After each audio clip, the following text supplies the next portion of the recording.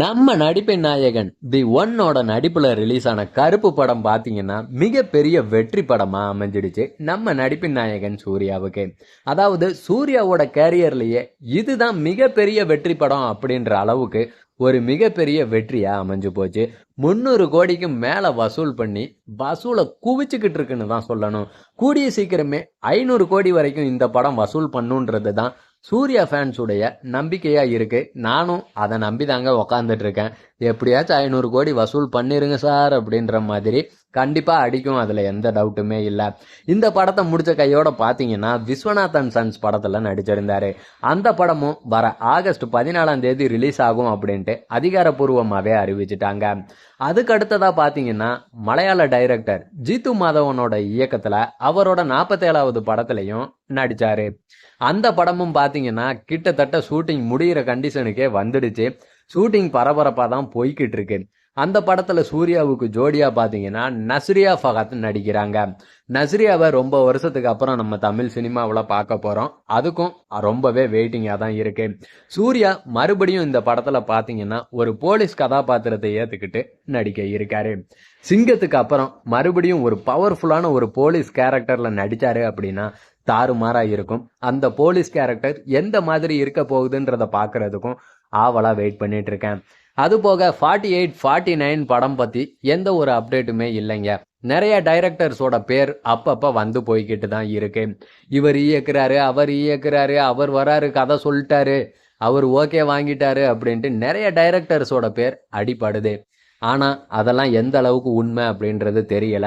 அபிஷியலா ஏதாச்சும் ஒரு அனௌன்ஸ்மெண்ட் வந்துச்சு அப்படின்னா தான் சூர்யாவுடைய 48, 49வது படங்களை பத்தி நமக்கு தெரிய வரும்.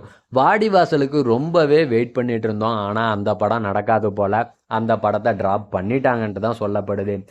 ஆனா இப்ப 48, 49 பத்தி எந்த தகவலும் இல்லை. ஆனா சூர்யா 50 பத்தி ஒரு தாறுமாறான அப்டேட் பாத்தீங்கன்னா போய்கிட்டு இருக்கு. அதாவது சூர்யா நடிக்கிற 50வது படத்தை நம்ம தமிழக முதல்வர் விஜயுடைய ஜனநாயகன் படத்தை தயாரிச்ச கேவிஎன் புரொடக்ஷன்ஸ் தயாரிக்க இருக்கிறாங்க அப்படின்றது தான் இப்ப லேட்டஸ்டா வந்திருக்க ஒரு அப்டேட்டா இருக்கு. கேவிஎன் புரொடக்ஷன்ஸ் தான் சூர்யாவுடைய 50வது படத்தை தயாரிக்க போறாங்களாம். டைரக்டர் யாரு அப்படின்னு கேட்டீங்கன்னா இன்னுமே சாக்காயிடுவீங்க. ஆமாங்க, சூர்யாவை வச்சு 24 அப்படின்ற ஒரு மிகப்பெரிய வெற்றி படத்தை கொடுத்த விக்ரம் குமார் தான் இயக்க இருக்காரு. என்னடா 24 வெற்றி படம் அப்படின்னு சொல்றீன்ட்டு கேக்குறீங்களா? 24லாம் மிகப்பெரிய வெற்றி அடைய வேண்டிய படம் தான். நம்ம தான் அந்த படத்தை கொண்டாட தவறிட்டோம் அப்படின்றது தான் என்னுடைய எண்ணமா இருக்கு. ஏன்னா 24 மாதிரியான படம்லாம் தமிழ் சினிமாவுக்கே ஒரு புதுசா இருந்துச்சு, புது ஜானரா இருந்துச்சு. அந்த படத்தை எப்படிரா கொண்டாடுறதுக்கு மிஸ் பண்ணீங்க அப்படின்றது தான் இப்ப வரைக்கும் எனக்கு ஒரு கேள்வியாவே இருக்கு. கொண்டாடப்பட வேண்டிய படம் மிஸ் ஆயிடுச்சு 24.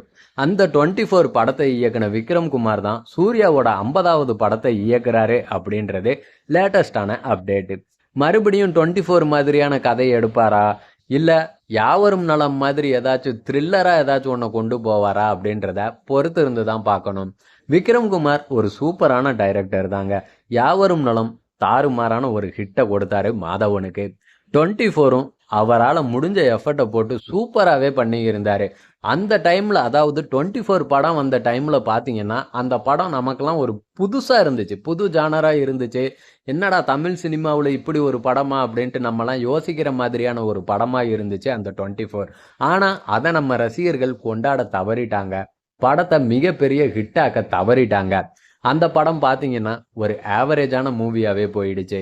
அதுக்கப்புறம் மறுபடியும் இப்ப விக்ரம் குமாரோட கூட்டணி வச்சிருக்காரு சூர்யாவோட 50வது படத்துக்காக.